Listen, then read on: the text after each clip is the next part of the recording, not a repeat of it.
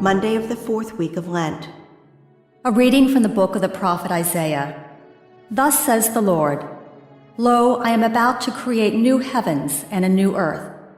The things of the past shall not be remembered or come to mind. Instead, there shall always be rejoicing and happiness in what I create. For I create Jerusalem to be a joy, and its people to be a delight. I will rejoice in Jerusalem and exult in my people. No longer shall the sound of weeping be heard there, or the sound of crying. No longer shall there be in it an infant who lives but a few days, or an old man who does not round out his full lifetime. He dies a mere youth who reaches but 100 years, and he who fails of 100 shall be thought accursed. They shall live in the houses they build, and eat the fruit of the vineyards they plant. The word of the Lord. The responsorial psalm. The response is, I will praise you, Lord, for you have rescued me. I will extol you, O Lord, for you drew me clear, and did not let my enemies rejoice over me. O Lord, you brought me up from the netherworld. You preserved me from among those going down into the pit. I will praise you, Lord, for you have rescued me. Sing praise to the Lord, you his faithful ones, and give thanks to his holy name. For his anger lasts but a moment, a lifetime his goodwill. At nightfall weeping enters in, but with the dawn rejoicing. I will praise you, Lord, for you have rescued me. Hear, O Lord, and have pity on me. O Lord, be my helper. You changed my mourning into dancing. O Lord my God, forever will I give you thanks. I will praise you, Lord, for you have rescued me. A reading from the Holy Gospel according to John. At that time, Jesus left Samaria for Galilee. For Jesus himself testified that a prophet has no honor in his native place. When he came into Galilee, the Galileans welcomed him, since they had seen all that he had done in Jerusalem at the feast, for they themselves had gone to the feast. Then he returned to Cana in Galilee, where he had made the water wine.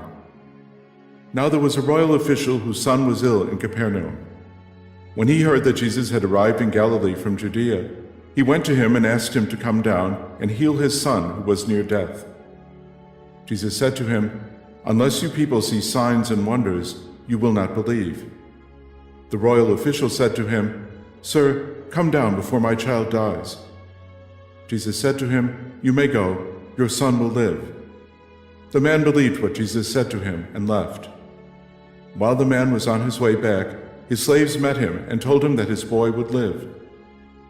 He asked them when he began to recover. They told him, The fever left him yesterday, about 1 p.m. The father realized that just at that time, Jesus had said to him, Your son will live.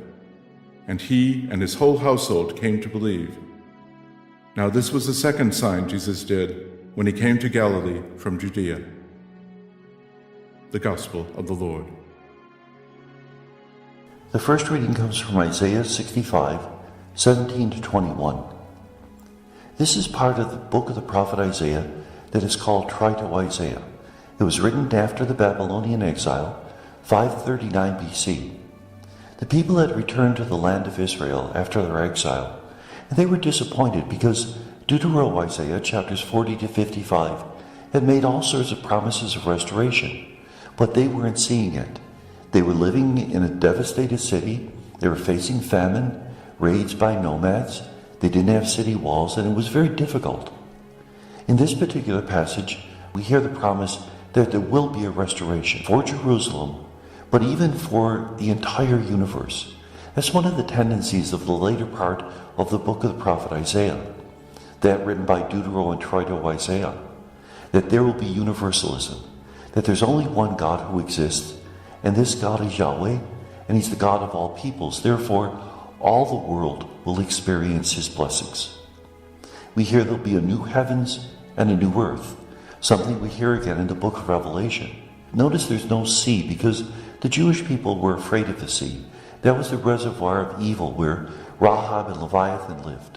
But there will be a new heavens and a new earth, and there will be great vitality, that people will live long lifespans. That reminds us of the book of Genesis. Remember how the patriarchs of Israel in the early days of faith lived incredible lifespans, and the idea was that when sin entered the world, the vitality of the world was diminished. Now sin is destroyed and there'll be great vitality. We see that vitality in the Gospel, John 4:43-54. Jesus goes back to Cana, the city where he transformed water into wine, and there's a royal official who has a son who's ill. Jesus says, "Go back, your son will live." And sure enough, the fever leaves the son at the very moment that Jesus said. Now this particular miracle is in parallel with the story of the raising of Lazarus. There are 7 signs in this gospel. The second sign is the story of the royal official's son in Cana. The second last sign, the raising of Lazarus. So in this sign, we see somebody who's brought back from the little death, from illness. Where in the latter sign, we see the raising of Lazarus who's brought back from the big death, death itself. And may God bless us.